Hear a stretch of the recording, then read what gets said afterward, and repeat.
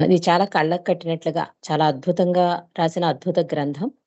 ఇన్ని భాగాలు మనం చదువుకునే భాగ్యాన్ని కలిగించిన మెహర్ ప్రభుకి మరొక్కసారి మనందరి తరపున ధన్యవాదాలు తెలియజేసుకుంటూ, ఎందుకంటే ప్రభువు ఇచ్చలేనిదే, ఆయన అంగీకారం లేనిదే ఏదీ జరగదు కనుక, అంతటి అద్భుత అవకాశం మనకిచ్చినందుకు మనం మరొక్కసారి ధన్యవాదాలు తెలియజేసుకుంటూ, ఈ భాగం అయిపోయాక మళ్ళీ మొదటి భాగం చదువుకుంటే బావుంటుందన్న ఆలోచన. ఎందుకంటే అప్పుడు జాయిన్ అవ్వని వాళ్ళు, ఇప్పుడు మళ్ళీ వింటున్న వాళ్ళు, కొత్త వాళ్ళు ఉండవచ్చు. మళ్ళీ చదువుకోవడంలో తప్పు లేదని భావనతో నేను ఈ విషయాన్ని మీ ముందుంచుతున్నాను. నిన్నటి రోజు ఎక్కడ చదువుకున్నాము అంటే, బాబా ఒక హెచ్చరిక, భవిష్యవాణి చెప్పారు. ఒక భయంకరమైన భవిష్యవాణి ఏంటంటే, మాదక ద్రవ్యాల వాడకం కొనసాగితే 50% విద్యార్థి లోకం మతిభ్రమణకు గురవుతుంది అని చెప్పారు. అంతేకాకుండా బాబా మరొక సందర్భంలో కూడా ఈ హెచ్చరిక చేశారు. అంటే తండ్రి ఎంతలాగా ఒక ఆత్మ ప్రయాణాన్ని విద్యార్థి దశ నుంచి, చిన్నతనం నుంచి అసలు ప్రతి స్టేజ్‌లోనూ మానవుడు ఒక ఆత్మ ప్రయాణం చేస్తున్నప్పుడు మానవుడిగా అన్ని చైతన్య దశలు దాటిపోయాక ఎలా జీవించాలి అన్నది బాబా సూచించి, ఆచరించి చూపించారు. అలాగే విద్యార్థి దశలో కూడా బాబా ఏం చెప్తున్నారు అంటే, మాదక ద్రవ్యాల వాడకం కొనసాగినట్లయితే అమెరికాలోని విద్యార్థి లోకం 50% మేధోశక్తిని కోల్పోతారు. అది మన ఇండియాకు కూడా పాకిందండి ఇది. కాబట్టి భగవంతుడు చెప్పే మాటలు సత్యాలు. ఇవన్నీ కూడా హెచ్చరికల కింద మనం భావించిన తగు జాగ్రత్త అంటే పేరెంట్స్‌గా, తల్లిదండ్రులుగా మనం ఎలా ఉండాలి అన్నది కూడా బాబా మనకి వివరించారు. వైవాహిక జీవితం ఎలా ఉండాలి? ఆధ్యాత్మికత అంటే ఏంటి? ఒక గురువుని నమ్ముకుంటే ఎలాంటి గురువును అనుసరించాలి? దైవం మీద ఎంత ఆధారపడి జీవించాలి? ప్రతీదీ ఒక సందేశం అవనండి, ఒక సూచించి ఆచరించి చూపిన విధానమైన ప్రతీదీ కూడా మనల్ని ఒక సందేశం కిందగా, ఒక సంఘటన కింద చదువుకుని వెళ్ళిపోమనలే తండ్రి. దాన్ని జాగ్రత్తగా పరిశీలించమన్నాడు. దాన్ని ఆచరించి చూపించమన్నాడు ప్రభువు. కాబట్టి ఈ విషయం చాలా గట్టిగా బాబా చెప్పారు కనుక మరొక్కసారి మనం మననం చేసుకుందాం. ఇక నెక్స్ట్ అధ్యాయంలోకెళ్దాం. మెహ్రా జాతిలో విశ్వకార్యం అని రాశారు. అదెప్పుడంటే పూనా 1965 అని రాస్తున్నారిక్కడ. అది చదువుకుందాం.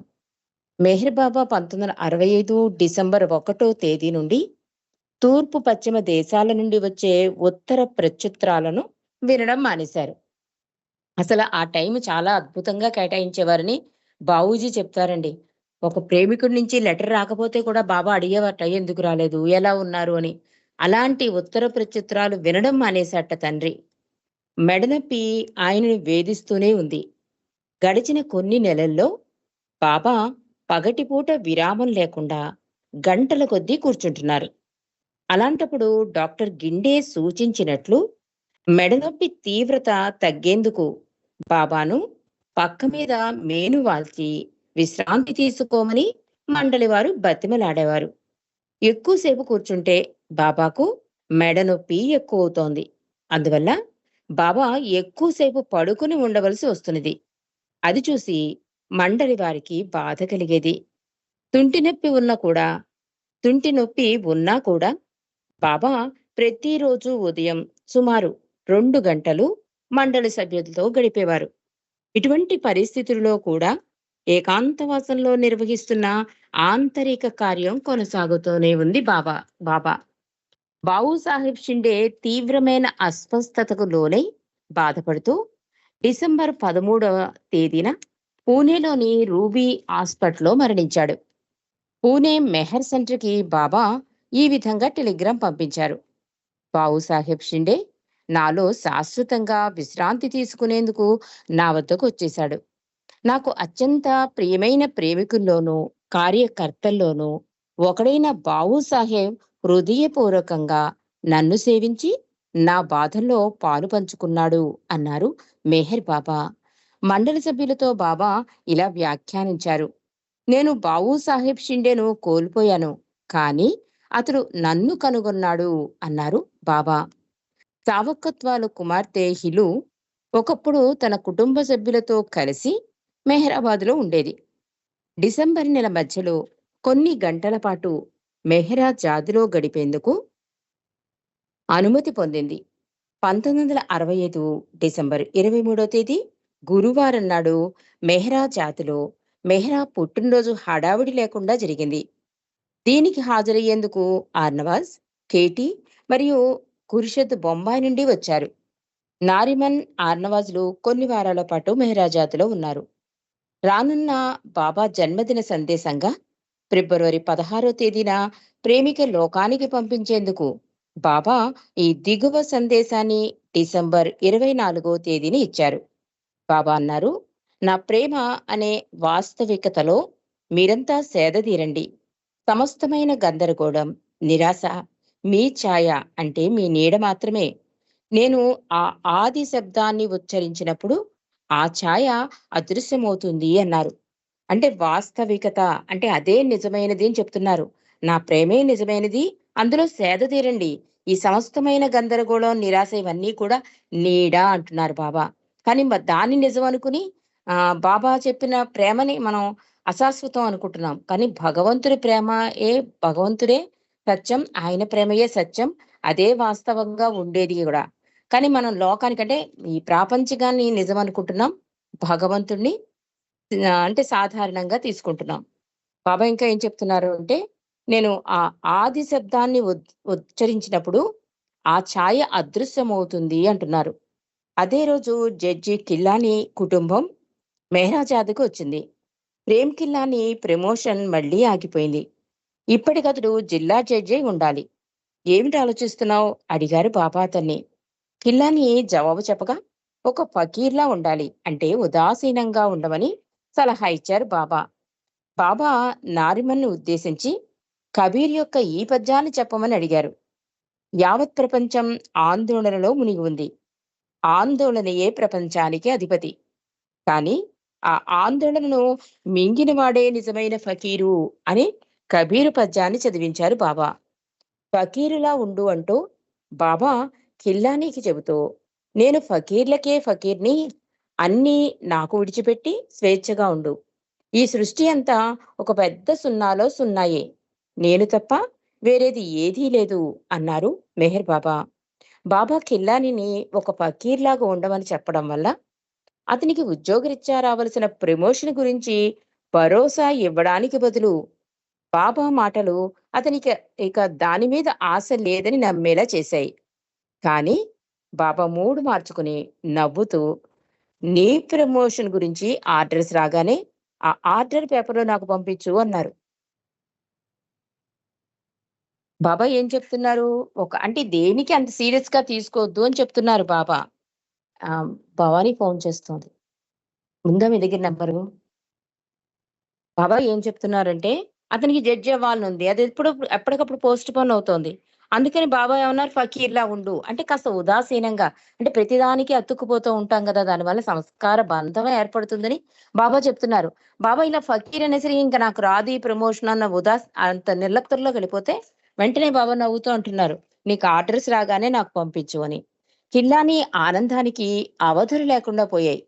వారం గడవక ముందే ఆర్డర్స్ వచ్చాయి. వెంటనే వాటిని బాబాకు పంపించాడు. బాబా వాటిని సృశించి తిరిగి కిల్లానికి పంపించారు. ఆ తర్వాత తొందరలోనే కిల్లాని అహ్మద్ నగర్ వదిలి వెళ్ళాడు. 1 సంవత్సరం తర్వాత వాడు తిరిగి రావలసి ఉంది. నూతన సంవత్సరానికి అంటే 1966 జనవరి 1వ తేదీన అమెరికాలోని ఇర్విన్ లక్, ఎడ్వర్డ్ లక్ మరికొంతమందికి బాబా ఒక సందేశాన్ని పంపించారు. అదేంటంటే 1967 నవంబరు గడవగానే ఎవరైతే నన్ను హృదయపూర్వకంగానూ, సంపూర్ణ విశ్వాసంతోనూ ప్రేమిస్తారో వారందరికీ బాబా ఎవరో తెలుసుకునేలా ఆయన అనుగ్రహం లభిస్తుంది అని సందేశమిచ్చారు బాబా.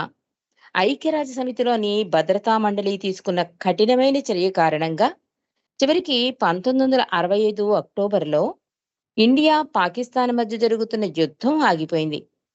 కాల్పుల విరమణ ఆదేశానికి 2 దేశాలు కట్టుబడి యుద్ధాన్ని ఆపాయి. అయినప్పటికీ యుద్ధం వలన తలెత్తిన ప్రతిష్టంభన అలాగే ఉంది. ఇరు పక్షాల్లో ఏ దేశము వెనక్కి తగ్గకుండా తాము సాధించిన మిలిటరీ స్థానాన్ని వదిలి వెళ్ళడానికి ఇష్టపడలేదు.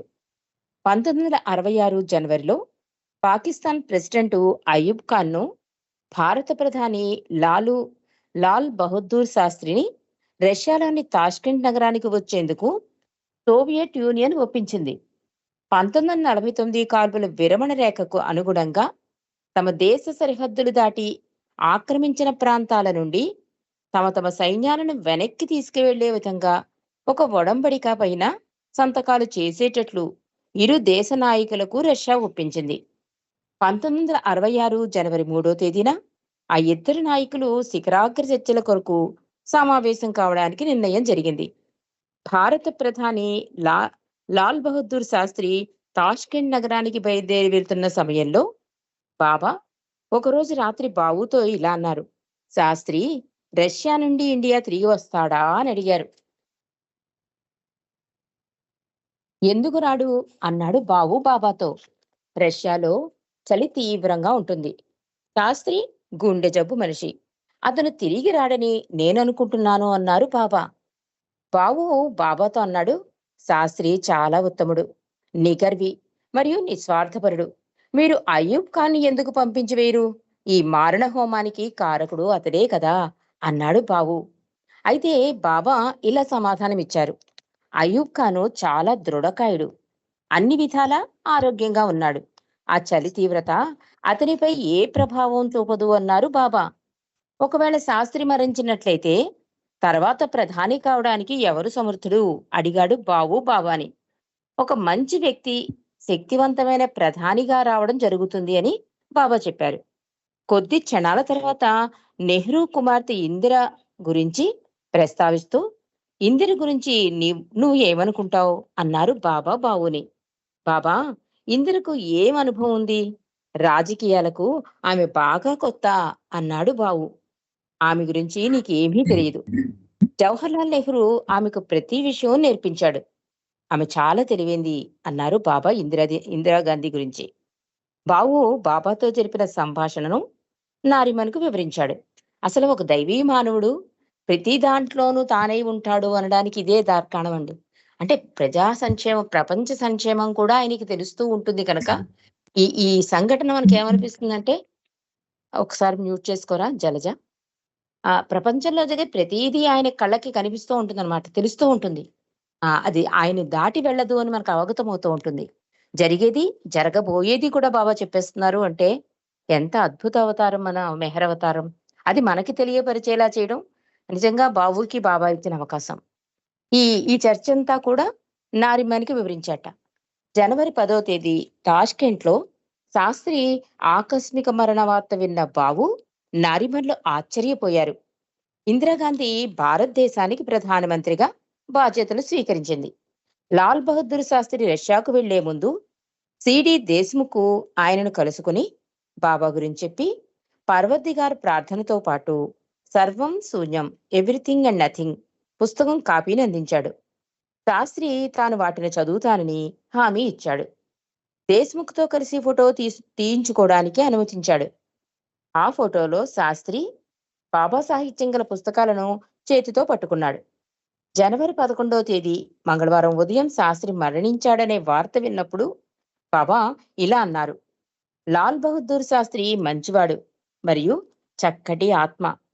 ఆయన భౌతిక శరీరాన్ని విడిచిపెట్టే ముందు దేశ్ముఖ్ ద్వారా నా నామాన్ని విని నా గురించి మాట్లాడిన శాస్త్రి ఎంతో ధన్యుడు అన్నారు మెహర్ బాబా. లాక్ ఫెలో అంటే కవి మృత్యువుని గురించి ఇలా అన్నాడు. లాక్ ఫెలో అనే కవి మృత్యువుని గురించి ఇలా అన్నట్ట: నిదానంగా వచ్చినా తొందరగా వచ్చినా చిట్ట చివరికి వచ్చేది మరణం మాత్రమే అన్నట్ట.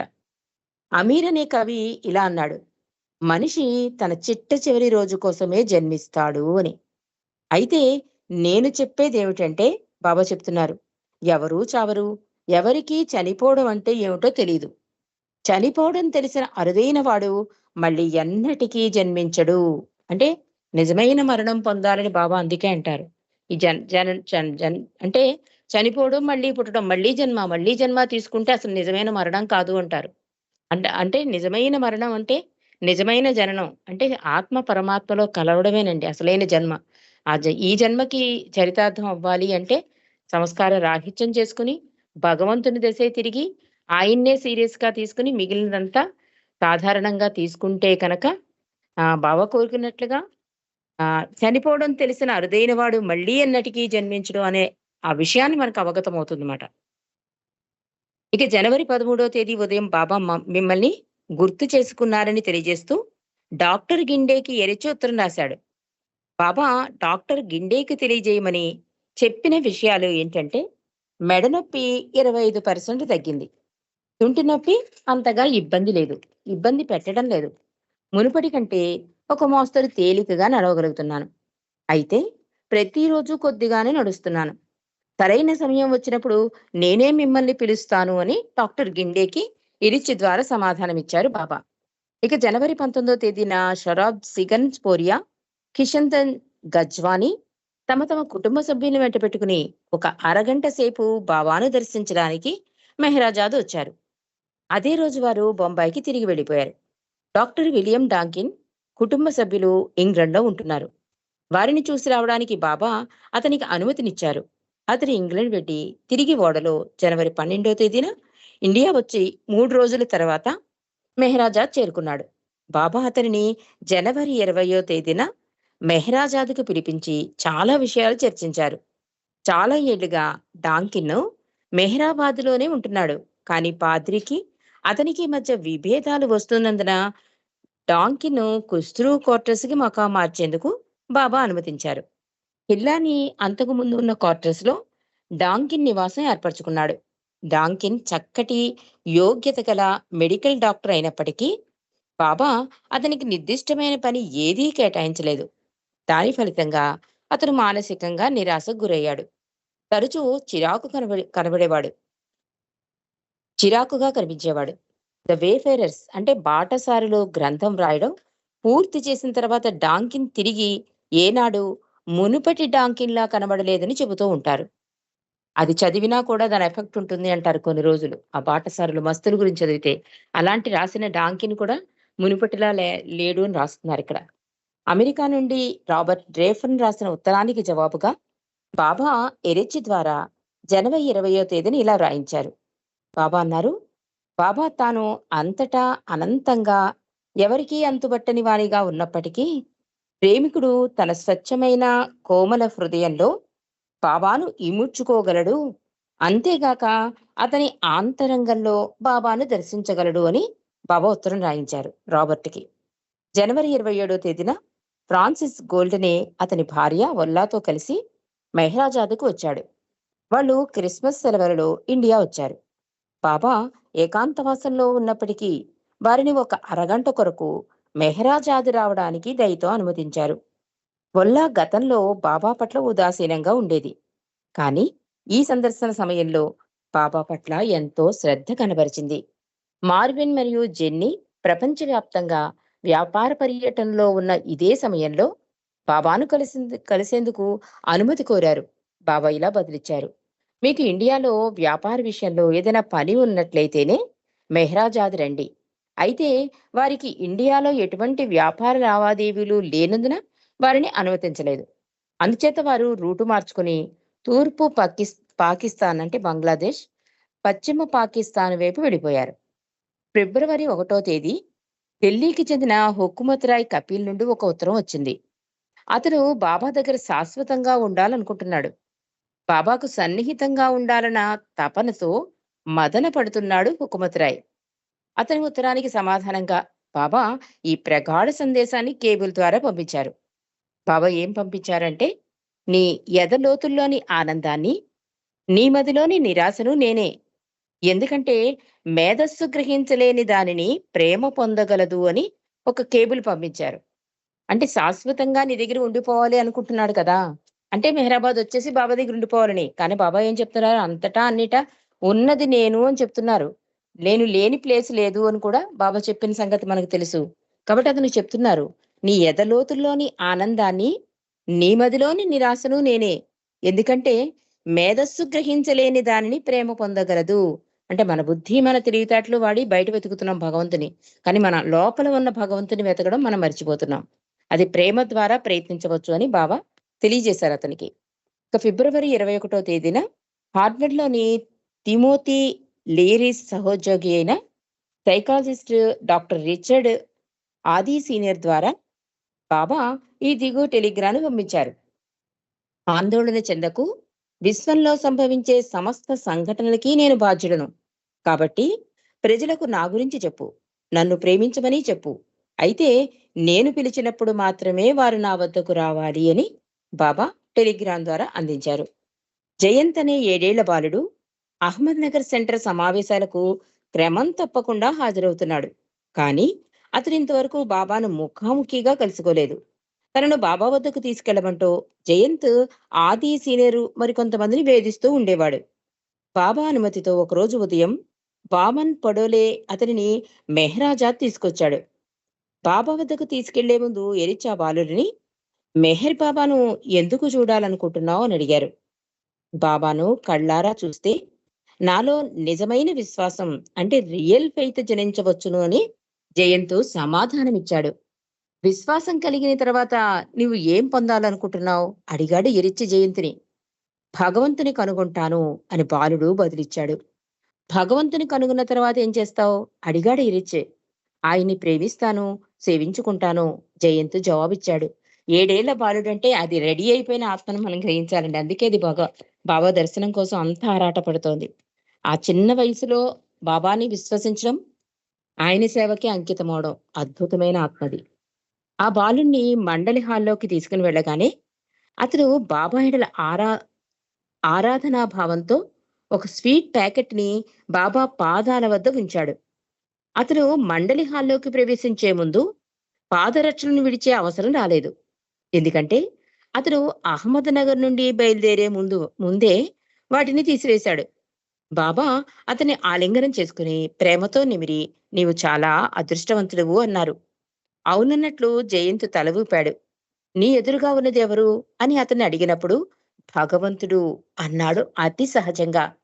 ఆ బాలునితో ఎరిచి, సరే, నీవు భగవంతుని చూశావు కదా, నీవు ఆయన నుండి ఏమి కోరుకుంటున్నావో ఆయన్ని అడుగు అన్నాడు ఎరిచి. ఆ బాలుడు బాబా వైపు తదేకంగా చూస్తూ ప్రేమ అన్నాడు. బాబా అతని సమాధానానికి ఎంతో సంతోషిస్తూ అనుగ్రహించాను అని సౌజ్ఞ చేశారు. అడగవలసిందే అడిగాడు, ప్రభు అనుగ్రహించాడు. ఎంత అద్భుతమైన సంఘటన అండి ఇది. నిజంగా ఏది అడగాలో మనం మర్చిపోతాం. అందుకే మెహరాబాద్ లో బాబా సమాధి చేసినప్పుడు మన మైండ్ ని బ్లాంక్ చేసేస్తారు బాబా. రాతే చాలా కోరికలు కోరేస్తాం. అడగవలసింది అడగం మనం. అక్కడికి వెళ్ళగానే ఎన్నో అనుకుంటాం. గుమ్మం లోపలికి వెళ్ళేసరికి వైట్ పేపర్ అయిపోతుంది. ఎందుకంటే అది ఆయన స్విచ్ ఆఫ్ చేసేస్తాడు. మన మనసుని ఆఫ్ చేసి హృదయ ద్వారాలు తెరుస్తాడాయన. ఆ చర్య కనుక లేకపోతే అక్కడ కూడా మనం కోరికలే కోరతాం. కానీ ఇక్కడ ఎంత అద్భుతమైన బాలుడితను. ఏమడిగాడు? నువ్వు భగవంతుడిని నమ్మేశాడు, విశ్వాసం చూపించేశాడు. ఏదైనా కోరుకోవచ్చు. ఆ వయసులో బోలెడు కోరికలుంటాయి. కానీ అతను ఏమడిగాడు? నేను నా నుండి ఏం కోరుకుంటున్నావు అని అడిగితే ప్రేమ అన్నాడు. బాబా వెంటనే అనుగ్రహించారు అన్నారు. ఇలాంటి అద్భుతమైన సంఘటనలండి నిజంగా భగవంతుని దరి చేరుస్తూ ఉంటాయి. ఈ సందర్భంగా ఈ పుస్తకంలో లేకపోయినా ఒక సంఘటన చెప్తాను. ఒక ముసలతను బాబా దర్శనానికొస్తాడు. వచ్చినప్పుడు మండలి కూడా ఆశ్చర్యపోతారు. అంటే బాబా దర్శనం చేసుకున్నాక మండలికి ఆయన జాగ్రత్తల గురించి చెప్తాడు.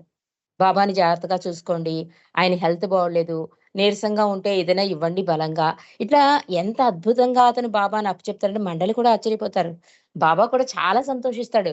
బాబా అంటారు కూడా, నువ్వు నన్ను చూడడంలో ఆనందం పొందావేమో, నిన్ను నేను చూడడంలో ఆనందం పొందాను" అని కూడా చెప్తారు. అది ఎక్కడో చదివాను నేను ఆ సంఘటన. ఒక ముసలతనమాట. అతను అలా అప్పగిస్తుంటే ఎరిచ్చి పురుష మండలందరూ ఆశ్చర్యపోతారట. "ఈ వేలో మేమెప్పుడూ ఆలోచించలేదు బాబా" అని. అంత అద్భుతంగా బాబాని జాగ్రత్తగా చూసుకోండి, బాబాని జాగ్రత్తగా చూసుకోండి అని చెప్తూనే వెళ్ళాడతను. అంటే కొన్ని రెడీ అయిపోయిన ఆత్మలు అవన్నీ కూడా అవి బాడీ డాప్ చేశాయంటే బాబాలోనే కలుస్తాయి అనడానికి అద్భుతమైన ఈ సంఘటనలు. అంత చిన్న వయసులో భగవంతుని ప్రేమ అడిగాడు చూడండి. ఇంతకన్నా ఏది అడగకూడదు మనందరం కూడా. ఆయన ప్రేమ అడిగితే చాలు అన్నీ సమకూరిపోతాయి. అవతార్ మెహర్ బాబాకి జై. ఈ అవకాశం ఇచ్చిన ప్రభువుకి మీ అందరికీ కూడా ధన్యవాదాలండి. నేను ఎక్కడి వరకు ఆగాను, ఎక్కడ స్టార్ట్ చేయాలనేది మెసేజ్ పెడతాను. జై మెహర్ బాబా.